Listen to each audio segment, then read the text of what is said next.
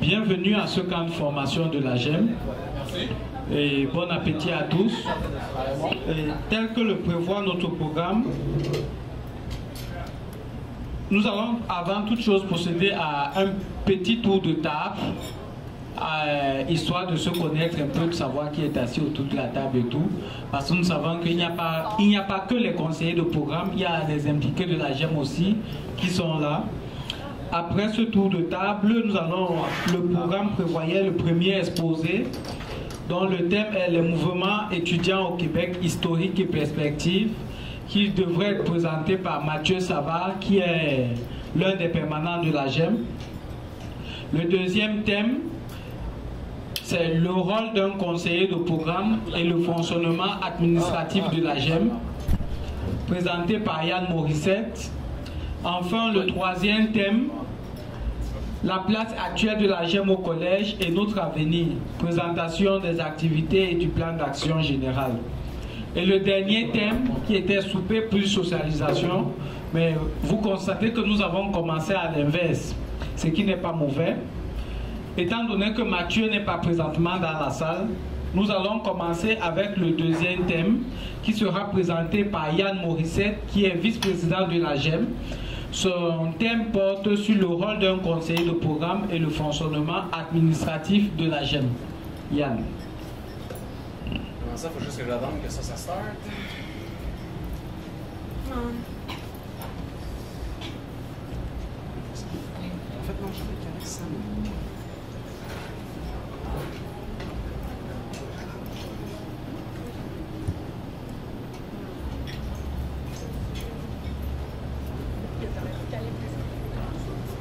C'est juste une question de temps, moi, qu'est-ce que je vais.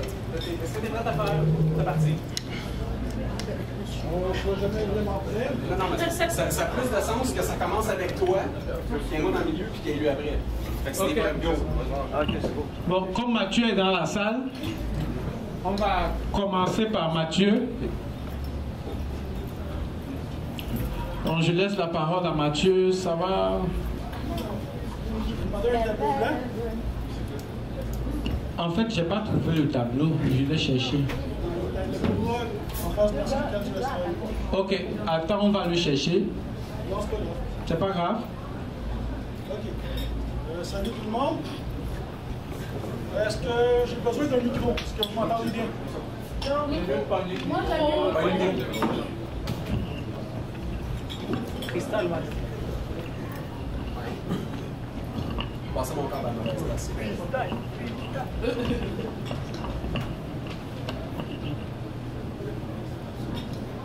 OK. Donc, moi, je vais vous entretenir sur l'histoire du mouvement étudiant au Québec, qui va surtout porter sur le mouvement étudiant au national.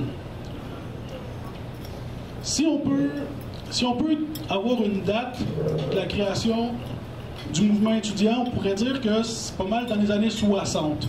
Avant ça, il existait des associations étudiantes, mais qui étaient généralement plus des associations étudiantes qui organisaient des parties. Et c'est ça. Donc tout ça commence, on pourrait dire que ça a commencé en 61 à l'Université de Montréal. L'association étudiante de l'époque, c'était l'Association générale des étudiants de l'Université de Montréal. Eux, ils ont commencé par adopter ce qu'on a appelé la Charte de l'étudiant universitaire, qui se trouve à être un peu l'équivalent québécois de la Charte de Grenoble, qui a été adoptée en 1946 en France. Bon, qui se trouve à être une charte que les étudiants en France ont adoptée en 1946 suite à la Deuxième Guerre mondiale. Comme quoi, l'étudiant, qui positionnait l'étudiant et l'étudiante comme étant un jeune travailleur intellectuel.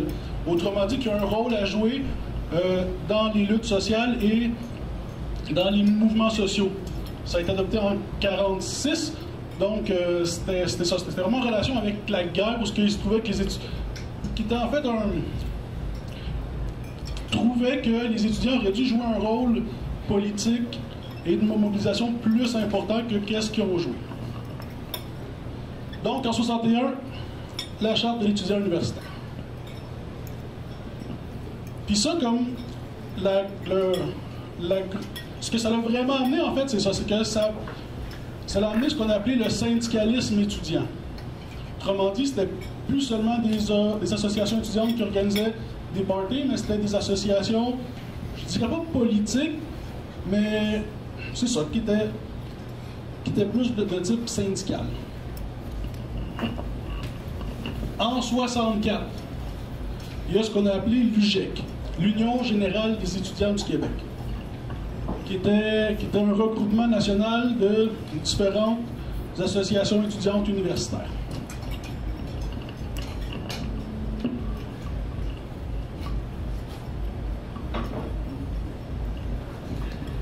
La première revendication réelle qu'ils ont eue, c'était comme plus d'universités francophones.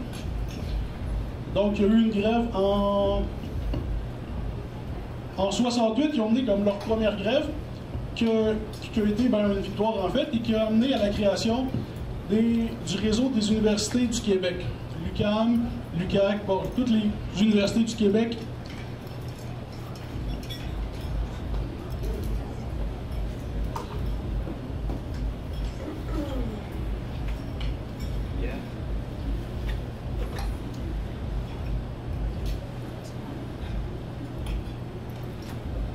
Évidemment, comme les premiers chevaux de bataille sont toujours les mêmes aujourd'hui, c'est les prêts et bourses, meilleures actions de prêts et bourses, et aussi ce qu'on appelait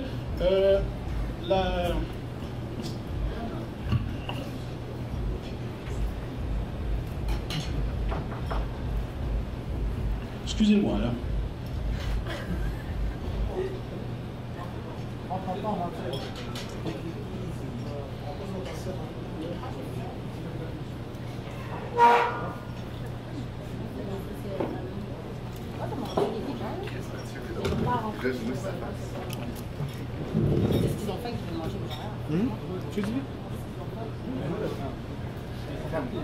Ok, donc l'UGEC est créé en 64, excusez-moi.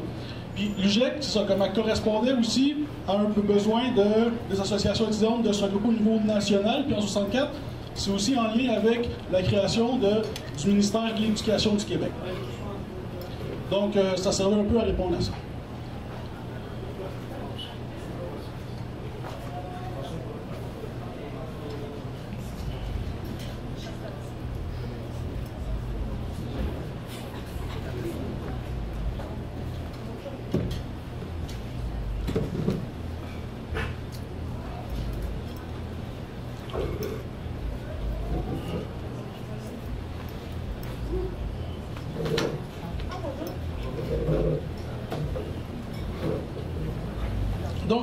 Donc, la grève de 68 crée le réseau des universités du Québec.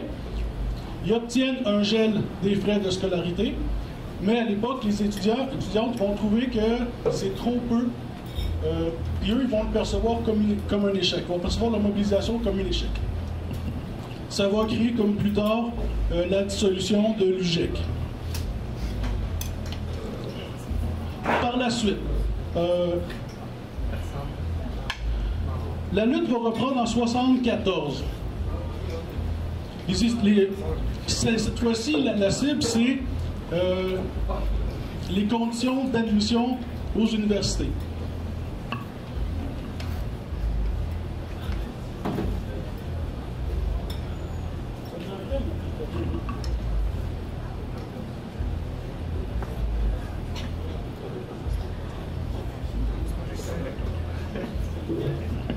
En fait, comme je vais vous lire le texte au complet, finalement.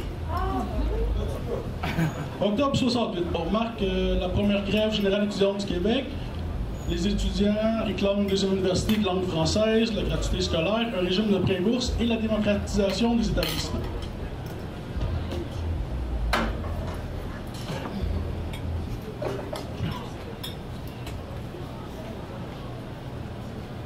Cette grève durera quelques semaines et contribuera à réaliser plusieurs gains, notamment la création du réseau des universités du Québec, ça je l'ai dit, le gel des droits de scolarité qui va perdurer jusqu'en 90. Malheureusement, les militants et militantes de l'époque interpréteront leur mobilisation comme un échec et liquideront les organisations comme l'AGEM, l'Association étudiante des universités de Montréal, et l'UGEC. Là, on est rendu en 74. les étudiants et les étudiantes lutteront pour l'abolition des tests d'entrée à l'université, qui trouvaient à l'époque particulièrement discriminatoires.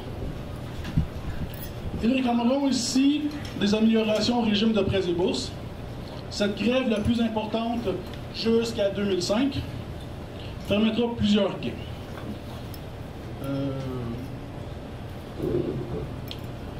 De ça va naître une autre association étudiante nationale qui se trouve être l'ANEC, l'Association nationale des étudiants du Québec, qui plus tard va devenir l'Association nationale des étudiants et étudiantes du Québec. L'ANEC a mené avec succès plusieurs mobilisations sur les prêts et bourses, principalement en 1978. L'opportunité de cette grève et le débat qui en découle donneront naissance à deux nouvelles associations étudiantes, la RAE et la FAEC, le Rassemblement des associations étudiantes universitaires et la Fédération des associations étudiantes collégiales du Québec. Ces associations-là vont moins opter pour un syndicalisme étudiant, puis plus avoir des techniques de lobbying. Donc, on pourrait dire qu'ils sont moins radicales un peu, moins portés sur la mobilisation, moins portés sur les grèves et tout. En 1986, il y a le gouvernement libéral qui veut dégeler les frais de scolarité. Donc, il y a une grève en 1986 sur le gel des frais de scolarité, puis sur les prêts et bourses, encore une fois. Il y a une victoire à cette grève-là. Par la suite, la grève étudiante de 88. Il y a aussi question de prêts et bourses. C'est pas mal le moteur principal des mobilisations étudiantes. Généralement, c'est soit les prêts et bourses, soit un dégel des frais de scolarité.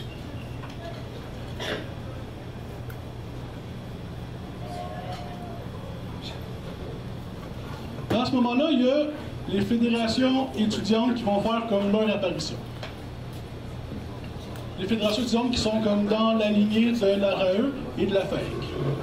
Donc, qui sont toujours comme... qui refusent toujours le syndicalisme de combat comme moyen de pression.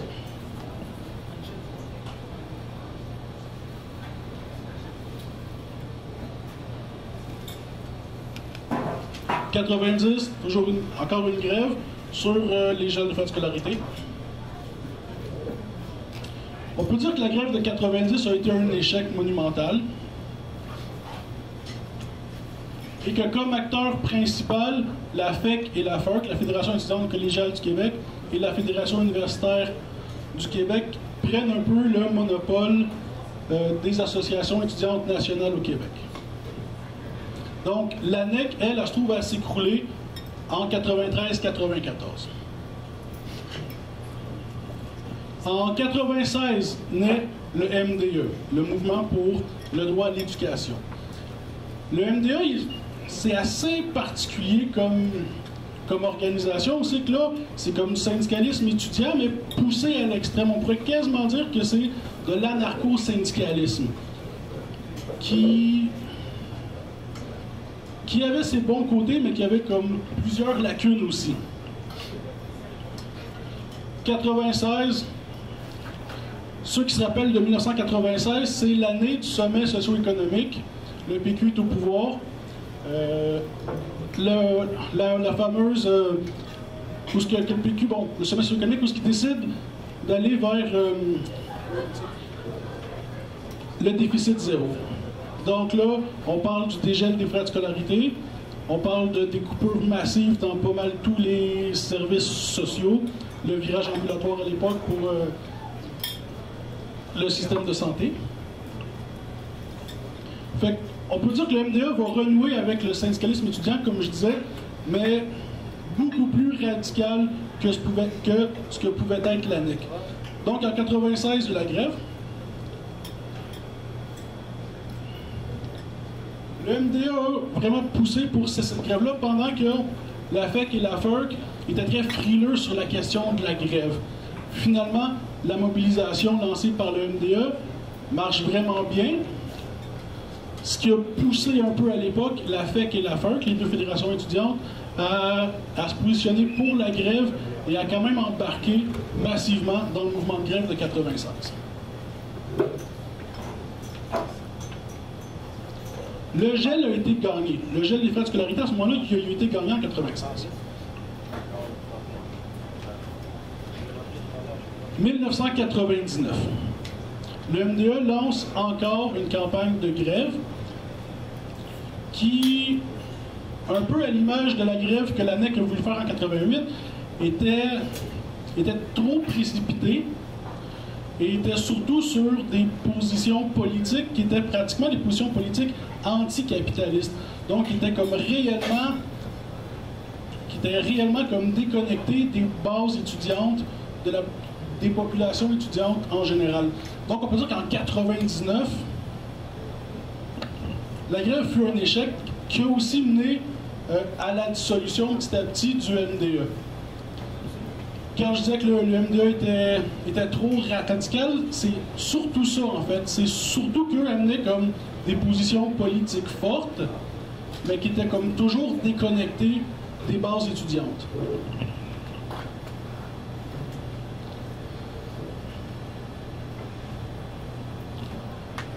En 2000, il y a le sommet du Québec et de la jeunesse. Le PQ est toujours au pouvoir. Et le sommet du Québec et de la jeunesse, un peu à l'image du sommet socio-économique de 96, est un sommet où le PQ invite la plupart des acteurs jeunesse pour adopter des politiques qui avaient comme déjà prévues. Puis ça l'avait comme sorti comme dans les journaux aussi, que le consensus qui allait émaner du sommet du Québec et de la jeunesse était déjà écrit à l'avance. Donc il y a eu une mobilisation contre ce sommet-là en disant que il était arrangé à l'avance, que le sommet ne servait à rien, que c'était pas vraiment un sommet qui allait écouter ni les jeunes, ni le mouvement étudiant. Cette mobilisation-là a quand même été un certain succès, quoique le sommet s'est quand même tenu et a tout de même appliqué les mesures qui comptaient déjà appliquer. Parallèlement un peu à ça, à l'époque, le PQ, le Parti québécois, avait adopté ce qu'on a appelé la taxe à l'échec. Ça, c'est quand tu échouais un cours, tu payais 90$ par cours échoué. Si c'était un cours de français, un cours de philo, je pense que c'était 120$. Ça, bizarrement, comme le PQ avait proposé cette loi-là, mais ce qui est intéressant à savoir, c'est que quand les libéraux étaient au pouvoir, eux, les libéraux avaient proposé aussi cette loi-là, avaient avancé l'idée d'une taxe à l'échec, mais les libéraux l'avaient proposé à 50$ par cours échoué. À l'époque, le PQ était contre.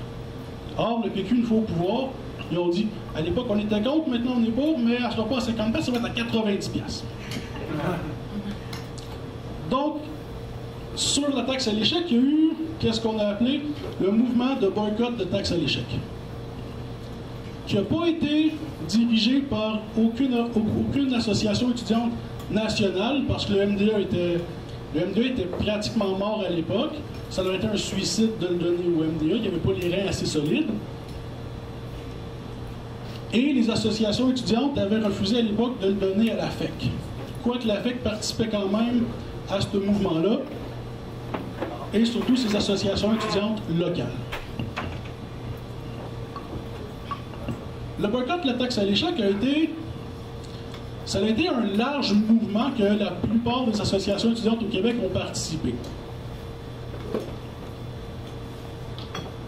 Ce que ça l'a amené, par contre, en l'absence d'associations étudiantes nationales pour mener cette campagne-là, c'est que même si plusieurs associations étudiantes participaient à cette campagne-là, qui avait des forums des associations étudiantes, des fins de semaine complètes où toutes les associations étudiantes se réunissaient pour adopter les plans d'action. Ce qui est arrivé, c'est qu'il y a seulement 2 associations étudiantes au Québec qui ont pas mal payé pour l'ensemble de la campagne. Là, on parle de production de journaux, production d'affiches et tout.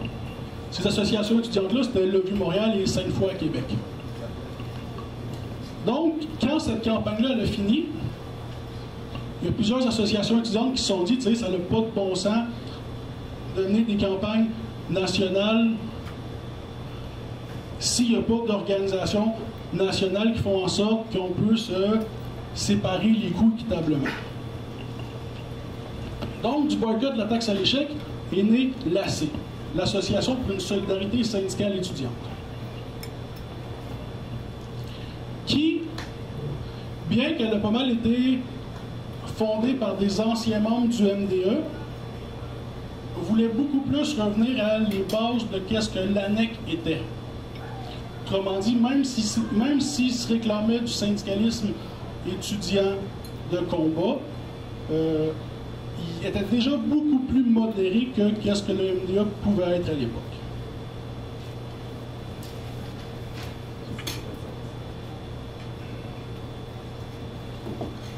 Donc en 2001, il y a le sommet, le sommet des Amériques à Québec. Donc une large partie de la mobilisation étudiante va vous porter sur le sommet des Amériques et évidemment sur l'ASLEA, qui est la zone de libre-échange des Amériques. L'ensemble du mouvement étudiant va être mobilisé sur cette question-là. Sur cette question-là précisément, la différence qu'on peut voir entre l'AC et la FEC et la FERC, c'est que l'AC, elle, s'opposait à l'ASLEA comme projet de zone de libre-échange des Amériques. La FEC et la FERC, eux, qui ont aussi participé à cette mobilisation-là, eux voulaient enlever que la clause 22, la clause qui touchait à l'éducation de l'ASLEA.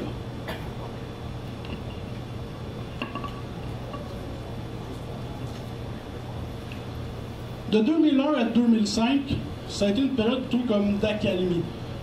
Quoique pendant cette période-là, la taxe à l'échec a été abolie.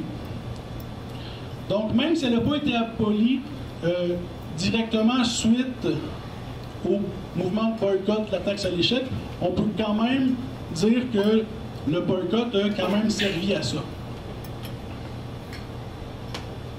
C'est que souvent, comme dans des mobilisations nationales, souvent c'est que le gain, on peut l'avoir une année ou deux plus tard.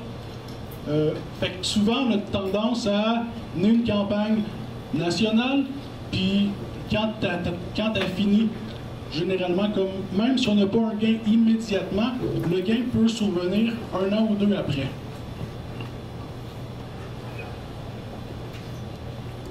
En 2005, il y a la grève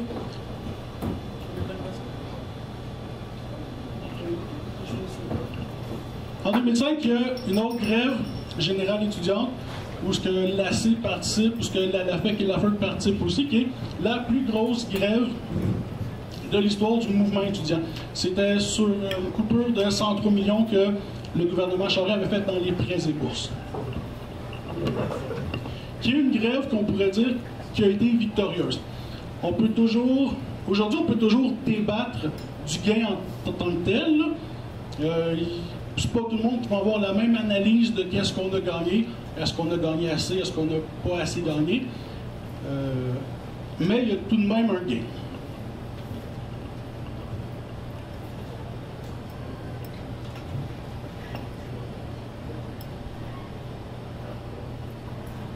Donc, en tout cas, bref, fait que ça, c'est comme une historique rapide là, de l'histoire du mouvement étudiant. Excusez-moi, je n'étais pas extrêmement préparé. Habituellement, ça, c'est un atelier que je donne en 1h30. Là, je l'ai donné en 20 minutes. Et je pourrais conclure comme ça, à moins qu'il y ait une période de questions. Après, la période de questions, on va la faire à la fin. OK. Dans la socialisation.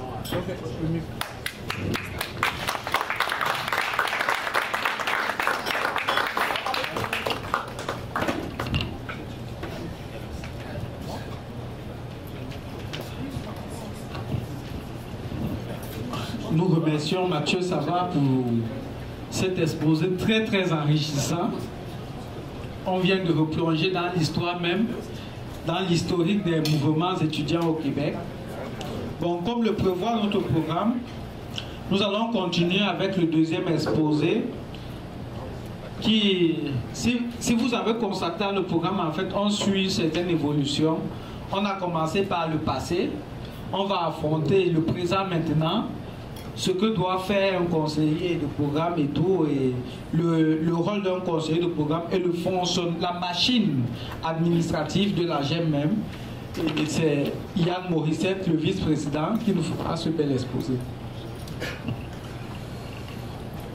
Donc, moi, ma job, ça va être de vous expliquer comment ça marche en ce moment, c'est quoi le CP, c'est quoi le CA, c'est quoi l'Assemblée générale, c'est quoi les comités de programme, qu'est-ce qui se passe là-dedans, et surtout, pourquoi c'est comme ça. OK? Fait qu'on commence ça relativement rapidement. On a un cas de formation, on se pose des questions, c'est correct. La seule affaire, c'est que je vous demanderai de les garder pour la fin ou pour les moments où est-ce que je vais vous dire que c'est correct. Parce qu'à certains moments, c'est bien de l'information qui suit d'un bout à l'autre. Vous allez avoir bien des questions, puis je vais probablement y répondre tout de suite après. Donc, l'Association générale des étudiants de Montmorency, ça inclut qui? Ça inclut tous les étudiants au régulier. On n'inclut pas les étudiants aux adultes, on n'inclut pas la formation continue, on n'inclut rien d'autre. Ça, c'est une petite lacune dans notre Constitution, mais ça pourrait se régler avec le temps. Pourquoi ça fonctionne? Comment ça fonctionne? Il y a la loi sur l'accréditation et le financement des associations d'élèves ou d'étudiants, qui est une loi québécoise qui dit qu'on a le droit de s'associer dans un collège, qu'on a le droit d'avoir un local, qu'on a le droit de demander ce qu'on veut à nos collèges. Ça implique quoi? Ça implique une constitution et une réglementation. Ces deux choses-là, c'est les deux documents les plus importants de la GEM. C'est ce qui définit comment on fonctionne. La Constitution, qu'est-ce qu'elle fait? C'est qu'elle définit les grands rôles, les grandes choses de la GEM. C'est quoi nos constituants? C'est qui nos membres? Qu'est-ce qu'on fait? Pourquoi on est là? On ne peut pas aller contre la Constitution sans la changer. La Constitution, en tant que telle, tout le reste de nos documents, excusez-moi, tout le reste de nos documents doivent suivre absolument la Constitution. Il n'y a pas d'exception à ça. La Constitution prône sur tous les autres documents à l'intérieur de la GEM. Puis bien sûr, la loi prône sur notre Constitution. C'est difficile à changer, par contre. Ça prend 25% de la population. Ça va être expliqué un petit peu plus tard sur comment exactement que ça fonctionne. L'article 2.2 définit 4 instances à l'intérieur de la GEM. L'Assemblée générale, qui contient tout le monde. Tout le monde qui se pointe a son droit de vote, son droit de parole. Il est représenté. Le conseil de programme, qu'on va expliquer un petit peu plus tantôt. Le comité exécutif, qu'on va expliquer un petit peu plus tantôt. Et les comités de programme, qui est quelque chose que vous avez peut-être jamais entendu parler de. Donc, à partir de ce moment-là, on se pose la question, c'est quoi l'AG? L'Assemblée générale, c'est l'article 3 de la Constitution. C'est l'autorité suprême. Elle a le dernier mot. Surtout. Peu importe ce qui se passe dans tous les autres niveaux, l'Assemblée générale, elle a le dernier mot. La ligne qui dit ça a supposément été validée à propos d'un avis, par rapport à un avis juridique qui a été donné par une firme d'avocats, mais je ne suis pas vraiment sûr qu'elle contredit la loi. Donc c'est à prendre avec un grain de sel qu'elle a le dernier mot sur tout, mais notre réglementation définit comme ça ce qu'on va voir plus tard. Elle seule peut changer la Constitution ou déclarer une grève étudiante ou un arrêt de cours. Ça prend 25% des gens, encore une fois. Ce qui est peut-être un plafond qui est un peu haut. Le conseil de programme, ben ça c'est une bonne partie de vous autres. Et le conseil de programme, c'est le pouvoir législatif. C'est celui qui définit les règles, les lois, comment ça fonctionne en dedans. Et ça, en réalité, c'est les grandes lignes. Il faut bien comprendre, le CP ne s'occupe pas des détails. Le CP s'occupe des grandes lignes. On va faire X. On va s'opposer à la hausse des frais de scolarité. C'est quelque chose, ça peut être fait en Assemblée générale, ça peut être fait en CP. Mais c'est pas le CE qui va prendre cette décision-là. C'est une décision qui est trop grande pour un groupe de 6 personnes. Encore une fois, dans le but de promouvoir une démocratie à l'intérieur. Les politiques générales, qu'est-ce que ça veut dire d'être qu'est-ce qu'on définit comme étant un étudiant? Bon, ça vient plugger un peu dans la réglementation, puis ça, c'est le CP qui peut changer ça. Le conseil exécutif, j'en fais partie, je suis le vice-président. Le conseil exécutif a le pouvoir exécutif, c'est-à-dire le droit de décider qu'est-ce qui se passe au jour le jour, comment ça va se passer. Ce que le CP a décidé, bien sûr. C'est l'administration, c'est la gestion de fonds, c'est nous autres qui décident comment l'argent est dépensé. On est la représentation officielle de tous les étudiants du collège. On représente le collège. On est, au niveau du collège, on représente tous les étudiants du collège. On est responsable de nos décisions devant le CP. Si on fait du n'importe quoi, le CP a le droit de nous débarquer de nos postes. N'importe quand. Tant qu'il y a un vote majoritaire dans le CP, on se fait débarquer. Ça, ce que ça fait, le but de ça, c'est de garder le CE honnête. Parce qu'on sait que c'est pas passé dans les dernières sessions. Là, l'idée, c'est que les CP, il faut que vous réalisiez que vous avez le pouvoir de changer le CE, vous avez le pouvoir de nous tomber sa tête si on fait quelque chose qui n'est pas correct, si on fait quelque chose que les étudiants considèrent de pas correct. Le but de ça, c'est de donner une démocratie dans la jambe. Les comités de programme, c'est un paquet de petits comités, un par programme. Chacun représente son programme, et l'idée, c'est que chacun de ces comités-là est représenté par le CP. Donc le CP, exemple d'informatique, qui est mon cas. Moi, je n'ai pas de comité de programme parce que les gens n'ont pas le temps. Ils me répètent qu'ils n'ont pas le temps, ils me répètent qu'ils ne veulent pas se pointer. Ce que je fais autrement. Mais idéalement, il devrait y avoir un comité de programme. Les activités étudiantes, c'est l'article 7. Ça, c'est une activité étudiante, c'est quoi? Mais c'est n'importe quoi qui est subventionné par l'ASSO. Peu importe ce que c'est. Mais ça doit être d'intérêt collectif. Dans le sens qu'il faut que ça intéresse un groupe, une grande partie, ou la majorité des gens dans le collège, ou tous les gens dans le collège. Il faut que ça soit d'intérêt collectif. C'est pour ça, des fois, qu'on va refuser des demandes de budget, c'est pour ça qu'on va refuser des demandes de commandites, c'est pour ça qu'on va refuser toutes sortes de choses. Les activités étudiantes sont responsables de leur sac devant le CE. Bien sûr, le CE, quand il prend sa décision, lui, il est responsable devant le CP. Donc, à la fin de la ligne, c'est le CP et l'Assemblée générale qui ont tous les droits. Les dirigeants sont votés dans chaque activité. Ils sont entérinés en CP, mais sont votés dans les activités. C'est les activités qui décident c'est qui leur boss, leur directeur. Et ça, c'est probablement le bout le plus important de toute la Constitution. C'est le droit à l'information. N'importe qui ici a le droit de se pointer et demander toute l'information. Les procès-verbaux des comités, des activités, du CE, du CP. Vous avez le droit de savoir ce qui s'est passé dans votre asso étudiante parce que techniquement, c'est votre asso étudiante. C'est vous autres qui avez le choix de ce qui se passe là-dedans. Vous avez un droit de vote. Vous êtes représentés par ces gens-là. C'est important que vous soyez capable de savoir ce qui se passe à l'intérieur. Encore une fois, tout ça dans le but de garder les gens honnêtes. Parce que quand tu te fais observer, puis quand tu es ouvert à l'opinion publique, c'est un peu inévitable que tu fais un petit peu plus attention à ce que tu fais. Le tout de ça, c'est ressenti par le secrétaire de CE. C'est quoi le seul poste qu'on n'a pas sur le CE? Secrétaire de CE. C'est ça qui n'a pas été voté. C'est parce que c'est un poste vraiment, vraiment, vraiment important. Là.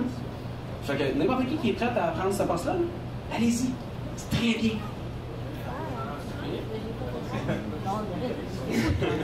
Moi non plus, je dirais pas non, ça serait Alexandre. Mais t'as pas encore... T'as déposé ta candidature? Ok, t'es pas encore entériné, mais bienvenue sur le CE. L'article 9, c'est les amendements à la Constitution. Ça, c'est relativement difficile. Encore une fois, là, on avait parlé de ça au début, mais là, on va en parler pour vrai. 25% de la population. C'est parce qu'on est 6400 dans le collège. C'est un quart de ça. C'est à peu près 1700 personnes. C'est pas tout à fait évident à recenser. Il faut ramasser ces gens-là, puis en fait, techniquement, on a deux façons.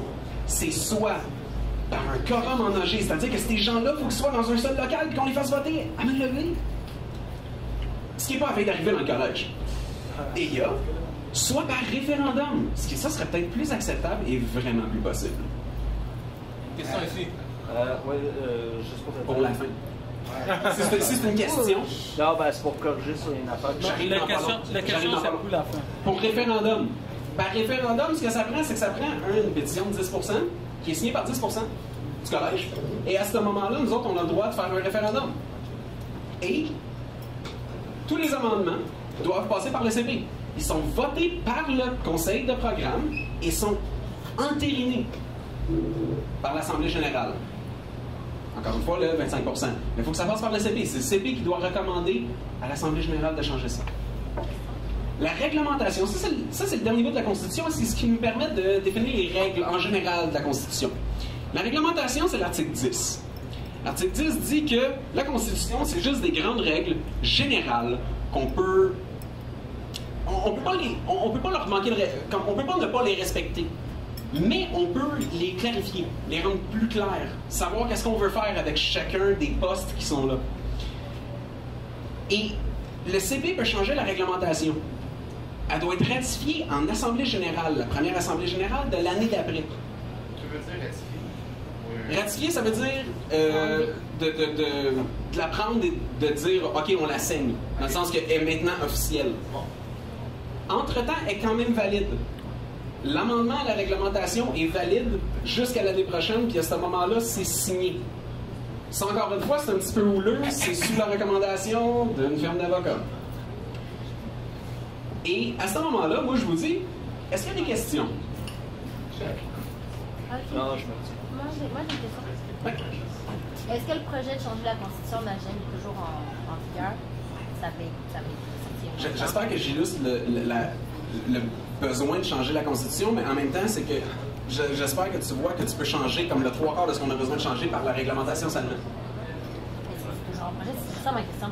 Ben, Ça avait été mis sur table, mais je ne sais pas si ça avait Oui, été mais c'est parce que techniquement, c'est un petit peu plus complexe que ça. Ok. Mais la Constitution, oui, c'est vrai qu'elle pourrait être bonne à changer, mais idéalement, ça serait vraiment le fun de passer par la réglementation en premier, parce que probablement qu'on peut régler le 3/4 de nos problèmes en réglementation.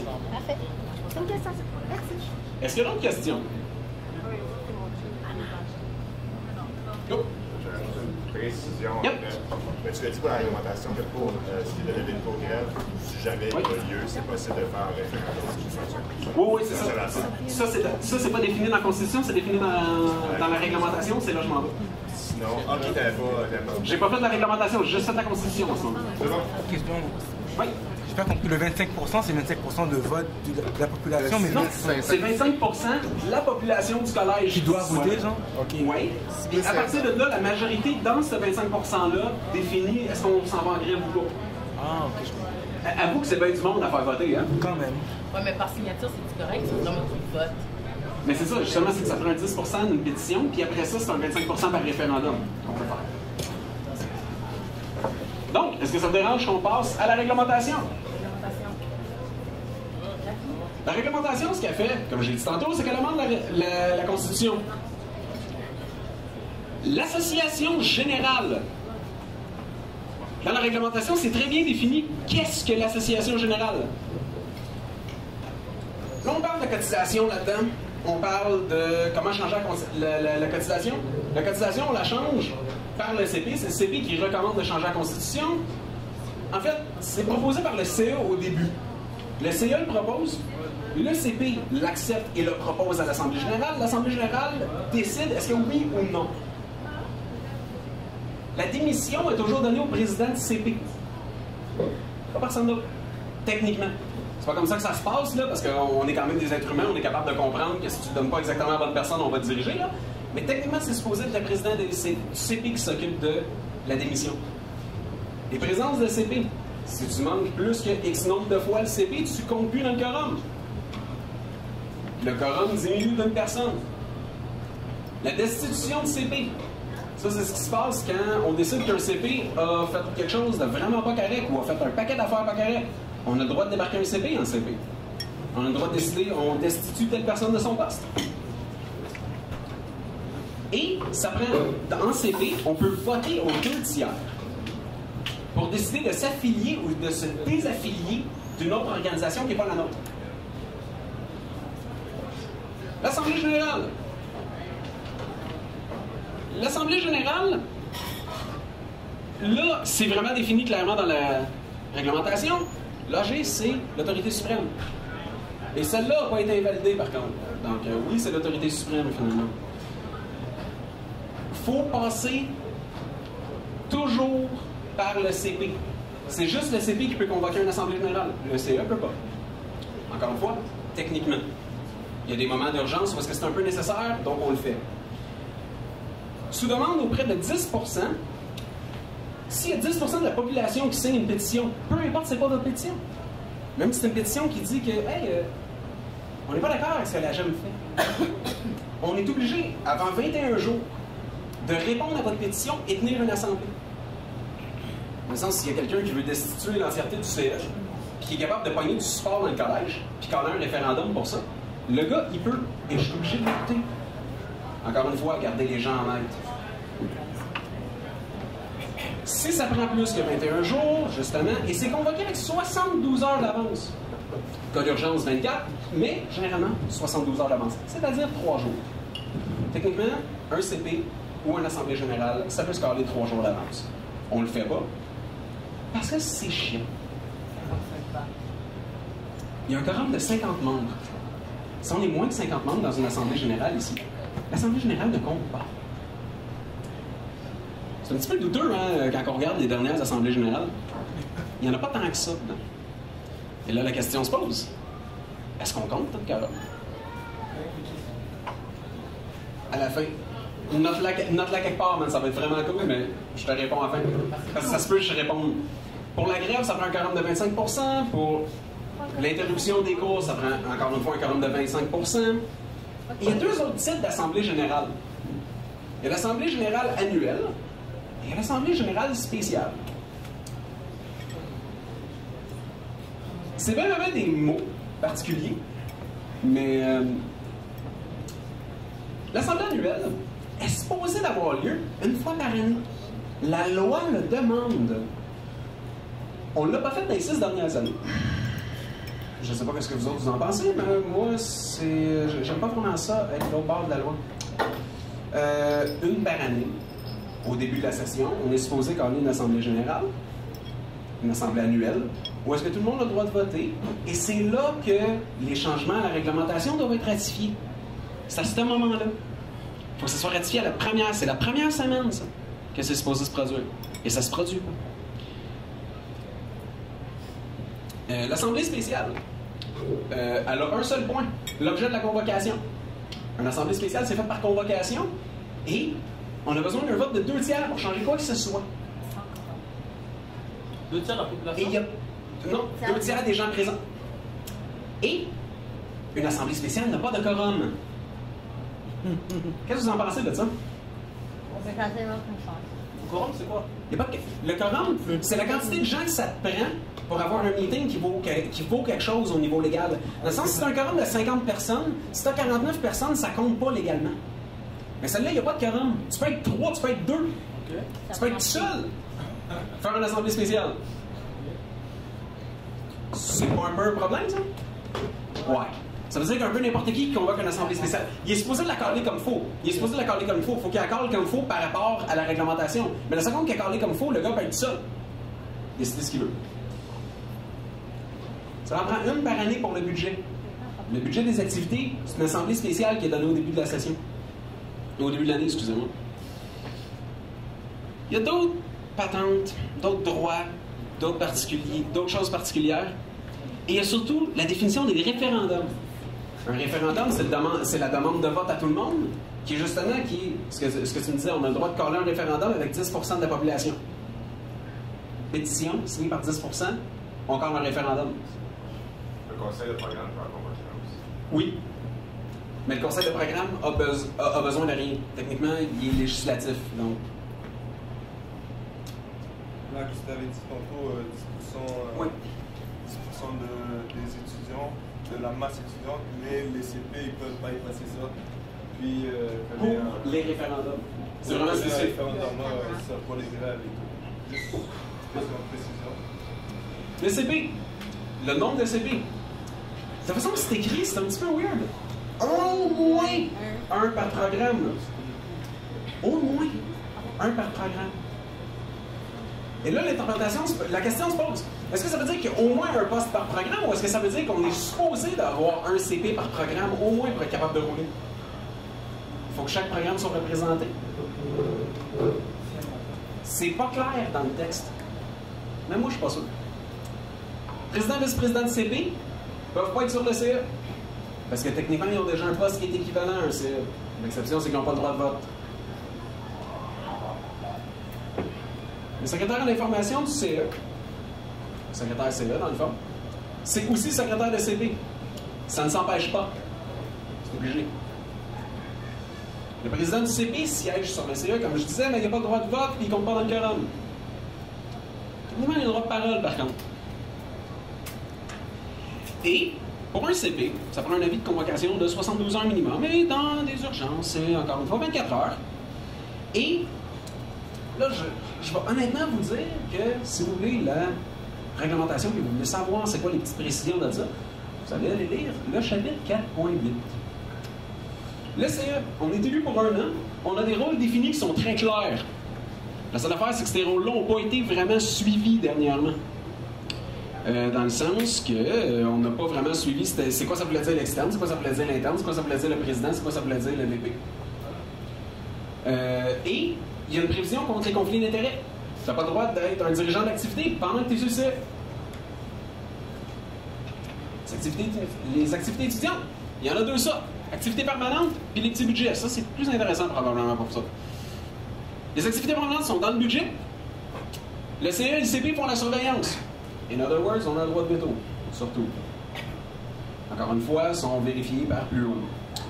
Et on peut mettre en tutelle, on peut décider tout ce qui va se passer dans cette activité-là, on peut les vérifier, les garder dans le droit chemin, et on peut destituer n'importe qui à partir du CP. Le CP a le droit de destituer n'importe quel directeur d'activité sans préavis. Ils font juste un vote, puis c'est réglé.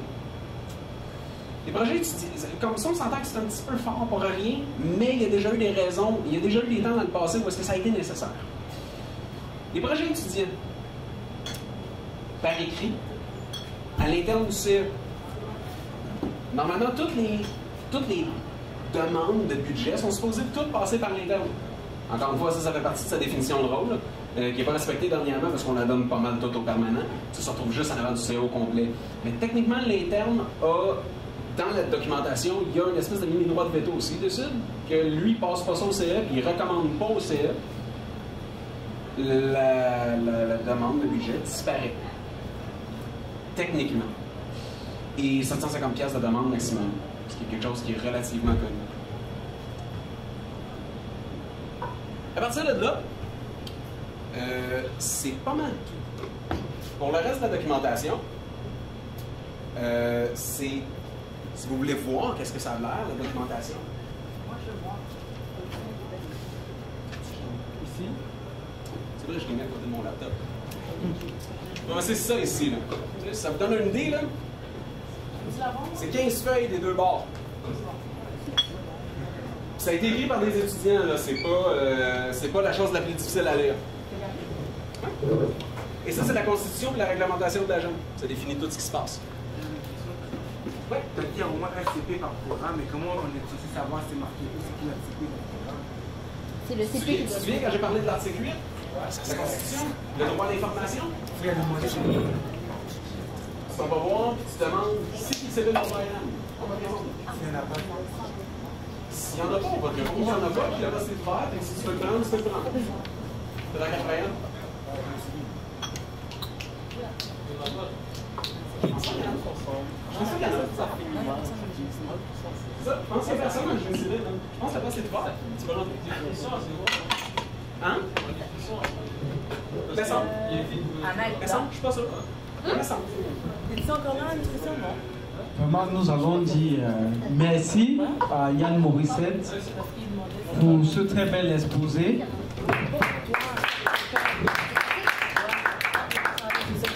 Et comme on dit souvent, les absents ont toujours tort et ils auront toujours tort. Parce que lire et écouter une explication, c'est 2 choses bien différentes. Je pense que ceux qui sont présents ici ont bénéficié d'un très grand plus par rapport aux absents, même s'ils iront lire pendant des journées les tests de la GEM. Ok, Yann veut encore une seconde de parole. Par contre, il y a 2 choses. Premièrement, répandez ça dans la GEM. Faites-leur comprendre qu'il y a des règles. Faites-leur comprendre qu'il y en a qui sont là pour le bien de la GEM. Qui ne sont pas là pour... Comme justement, c'est pour empêcher les gens de prendre le contrôle de la GEM de façon irrémédiable. Ces règles-là sont là pour ça. C'est pour ça qu'elles sont importantes. C'est pour ça qu'il faut les respecter. On s'entend? Il y a de la place à amélioration là-dedans. Là. C'est pas parfait.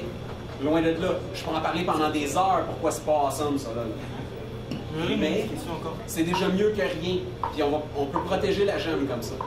S'il vous plaît, gardez les questions pour la fin. J'espère que vous avez écouté avec attention les recommandations de Yann. Et sans toutefois tarder, nous allons passer au dernier exposé de notre grand. c'est la place actuelle de la GEM au collège et notre avenir. La présentation, on va faire une présentation générale des activités et du plan d'action général de la GEM pour cet exercice. Pour cela, je vais passer la parole à Yacine Topdi, le président en exercice de la GEM. Alors bonjour tout le monde, si vous me permettez, moi je vais m'asseoir, puis je vais présenter ça, quoi. Je suis plus à l'aise comme ça, assis. Bon, alors sincèrement j'ai vraiment bien aimé la partie de Yann, il a vraiment bien, il a englobé bien l'aspect réglementaire, la circonscription et tout. C'est ça, là il y a, comme Yann a dit, il y a trois aspects très importants. C'est premièrement c'est l'Assemblée générale, ça c'est l'instance la plus grande. C'est les membres de toutes les étudiants, c'est eux autres l'association étudiante. L'AG, l'Assemblée générale, c'est tous les membres, c'est eux autres qui prennent la décision sur n'importe quoi. En deuxième lieu, c'est ça, les CP, eux autres ont quand même une bonne décision à prendre, juste en dessous de l'AG. Il y a le CE en dernier lieu. Le CE, il ne peut pas prendre toutes les décisions et malheureusement c'est ça qui s'est passé les dernières années. Il y avait, je dirais, 2-3 personnes qui prenaient toutes les décisions pour 6500 étudiants. Dans le fond, parlant de la direction future, c'est plus de s'arranger qu'au lieu que ce soit 3 personnes qui décident tout ce qui se passe dans la GEM, dont le président et le vice-président, ce serait vraiment une bonne idée. Ce serait pas mal plus tout le monde dans le collège.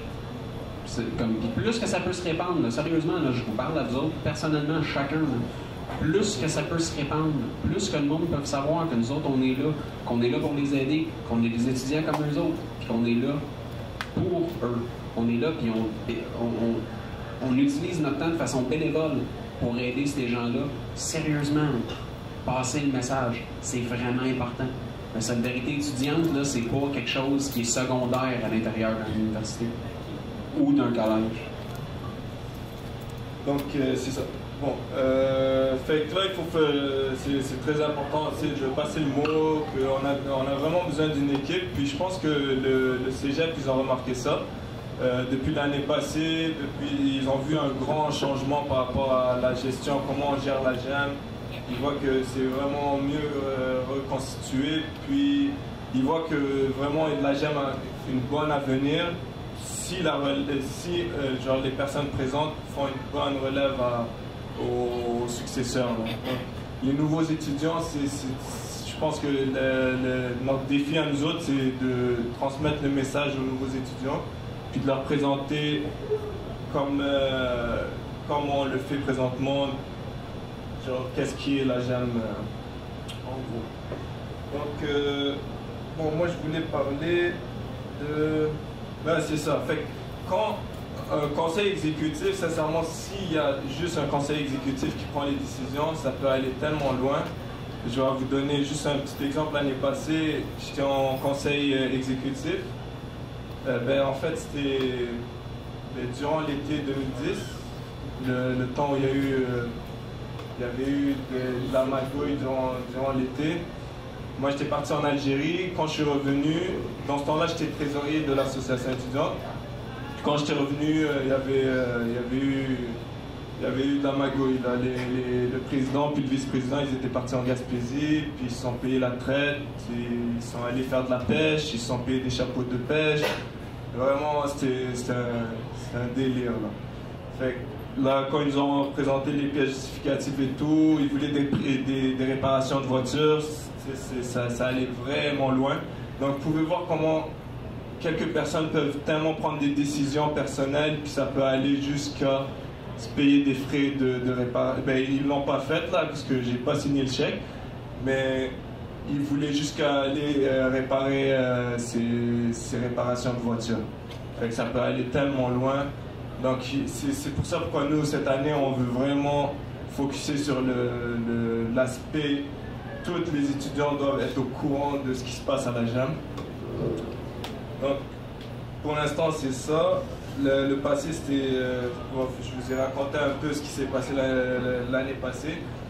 Là, cette année, là, on a comme... en pré... Juste un instant.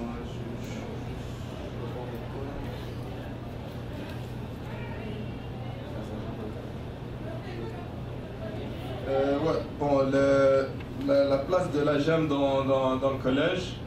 La GEM, c'est l'association étudiante qui fournit le plus d'activités dans l'école. Puis sincèrement, quand le cégep il voit que ça roule et tout, ils sont tellement intéressés, ils prennent les activités qu'on fait, puis ils les mettent dans leur journal comme si c'était les autres qui les faisaient. Mais je pense que c'est quand même intéressant que la GEM elle s'affiche un peu mieux côté vers vraiment dans l'agora, dans le milieu, dans le corridor et tout. Donc, bon, le rôle syndical et mobilisation de la GEM. Bon, la GEM, vous le savez tous, on est un syndicat qui protège les étudiants pour les problèmes, n'importe quel problème scolaire. Là, on peut aller faire face aux professeurs, puis à la direction. Mobilisateur, là moi je focus cette année pour la mobilisation. On va faire surtout, je sais qu'avec Alexandre, on a un bon guerrier. Donc, puis il y a Joey aussi, on est là pour représenter le cégep à l'extérieur. Puis Audrey aussi, ben oui. Mais en tout cas, on est tous là pour vraiment s'unir puis essayer de faire de la GEM qu'est-ce qui est supposé d'être réellement. Là.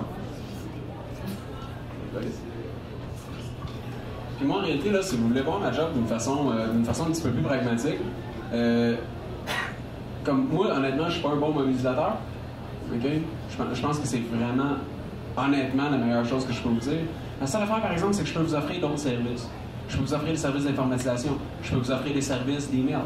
Je peux vous offrir des services de calendrier. Je peux vous offrir des services de gestion. Je peux être un bon administrateur. Je peux aider à emmener certaines choses à l'intérieur du collège, à l'intérieur de la GEM. En réalité, là, moi, la raison pour laquelle j'ai pris VP, là, au niveau le plus profond, c'est parce que le président s'est représenté au niveau du collège. VP, c'est s'occuper de l'interne de la GEM. Moi, je suis là pour m'arranger que ce que vous autres, vous avez à faire, ça va être vraiment simple. Ça va être plus facile à faire, ça va être plus évident à faire pour vous autres. Ça marche? Ok, fait que je t'ai rendu à mobilisation. Ouais, c'est ça. Fait que là, les deux sujets qu'on essaye de mettre à pied cette année, c'est le projet CAFA. Puis, en deuxième lieu, il y a les frais de scolarité. Ça, c'est un sujet qui est très chaud cette année. Fait qu'on va faire en sorte qu'on aille dans les manifestations, qu'on représente le cégep en tant que personnes qui font une action pour la cause. Donc, fait que là, ça, c'est les deux mobilisations les plus grandes cette année que je vois. Qui sont dans le calendrier en fait.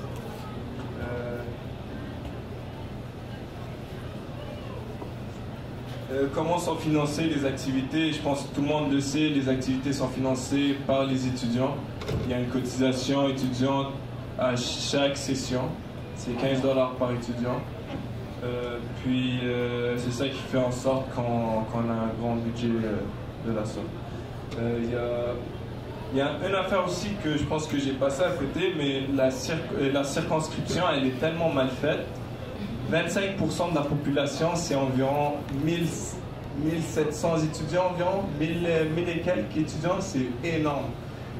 Quelques bénévoles comme nous, là, sincèrement, si on serait nous autres au complet, oui, peut-être on serait capable d'aller chercher 1700 étudiants. Mais à 4-5 personnes, là, c'est carrément impossible. Fait que s'il y a de quoi à faire, si vous voulez qu'on change la circonscription, puis sincèrement, moi je sais que cette année on a une bonne équipe. Puis si vous êtes prêts à mettre de l'avant sur ce sujet-là, on se crée un comité puis on essaye de travailler sur ça. Bon, comment demander un remboursement? C'est mon dernier point. Vous avez tous une pièce justificative sur votre table. Chaque activité ou conseiller de programme, vous allez, vous avez voté pour les CP, vous êtes entendu avec les étudiants de votre programme pour des achats ou pour, je sais pas, un événement comme acheter de la pizza ou, je sais pas, un petit événement, vous êtes entendu en tout cas avec votre programme, votre activité. Puis, par la suite, quand il y a eu un vote ou en tout cas un entendement, je sais pas si on peut dire un entendement, une entente en fait, genre là vous avez droit à aller acheter ce que vous devez acheter, vous prenez la facture, vous la gardez avec vous, vous venez voir Mathieu ou moi ou la trésorière Sabrina, puis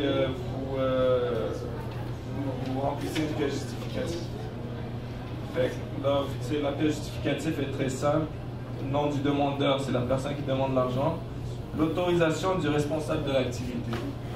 Ça, c'est pour les conseillers de programme, c'est une personne, on va dire, une personne qui est là comme témoin avec vous, qui participe à l'activité, qui est là pour certifier les dépenses. La dépense normale, compagnie où la transaction sera effectuée. La justification, il faut vraiment que ça soit bien détaillé. Description de l'achat, pour quel événement, si c'est pour l'événement, on va dire pour la comptabilité, sur le programme de comptabilité, vous écrivez pour une fête pour le programme de comptabilité. La justification, on a acheté de la pizza ou on a fait plusieurs dépenses. Pour toutes les dépenses de la technique. Le montant, la signature de la personne. Puis les deux autres points, c'est l'administration de la GEM qui s'en occupe. En gros, c'est ça. Est-ce que vous avez des questions? Oui, Audrey. Non, je vais juste applaudir. Yes, ah.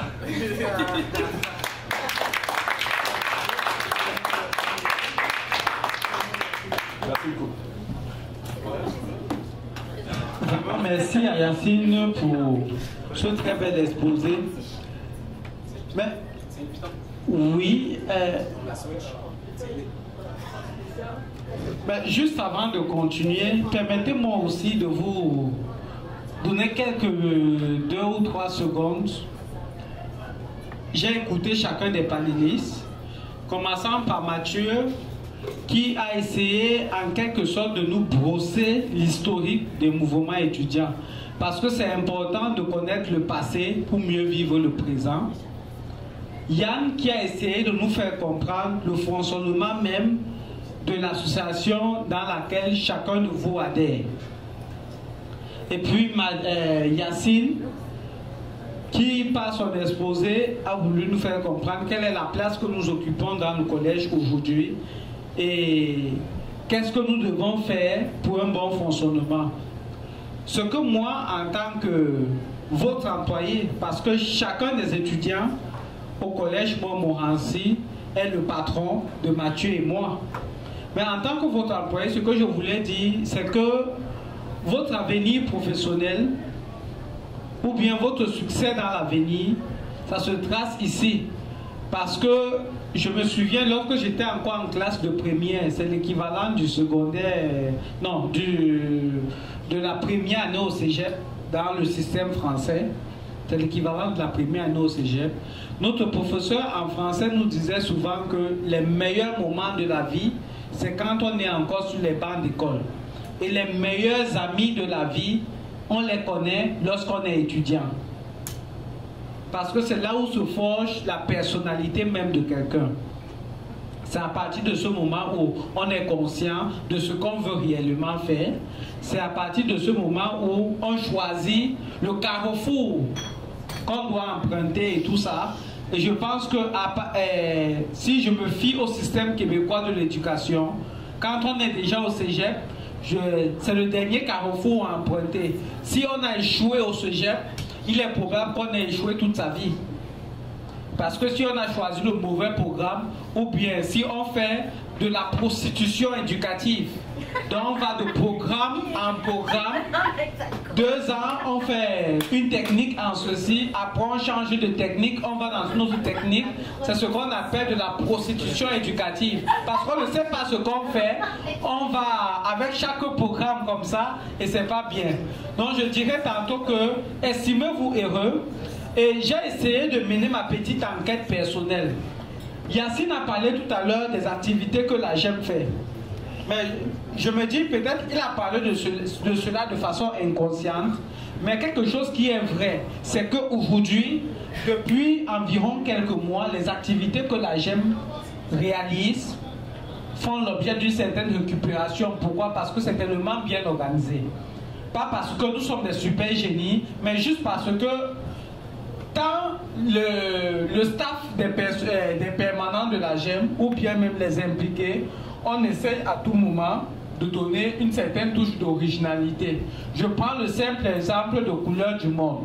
Lorsqu'on revient ici à la rentrée en septembre, là, le mois dernier, lorsque j'ouvre le bilan du cégep, pas de la GEM, je retrouve Couleurs du Monde comme étant une activité qui a été réalisée dans le cégep. Mais c'est une activité de la GEM que nous avons initiée. Les conseillers de programme sont témoins, mais qui a connu un succès.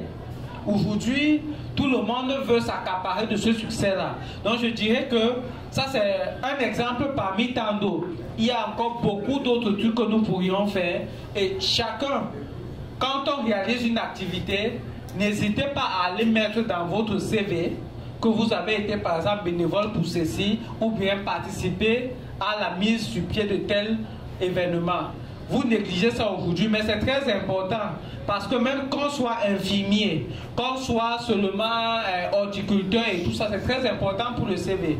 C'était juste un témoignage personnel que je voulais apporter, sans plus ni moins, mais c'est très important. Impliquez-vous. Il y a près de 6000 étudiants dans le cégep. Mais je vais dire, comme on dit souvent, la moisson est abondante, mais les ouvriers sont peu. Vous comprenez? Voilà. Donc, il y a beaucoup de ressources à la GEM. Il y a beaucoup de ressources à la GEM, mais il y a peu de personnes pour exploiter ces ressources disponibles. Vous, le peu de personnes qui êtes là, exploitez ces ressources comme vous le pouvez pour le bien de la communauté étudiante. C'est tout ce que je peux vous dire aujourd'hui. Et je remercie tous ceux et celles qui ont participé à cette activité. Et sans toutefois tarder, je vais donner la possibilité à chacun des panélistes 1 minute pour clôturer notre soirée d'aujourd'hui. Et on va continuer avec la socialisation continue. Yann, tu commences. Après, ce qui vient d'être dit par Hugues, ben, vous comprenez pourquoi c'est un gars d'assaut.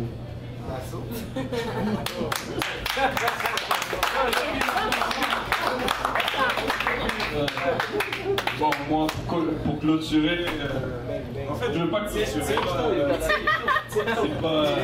C'est pas terminé, puis je vous envoie.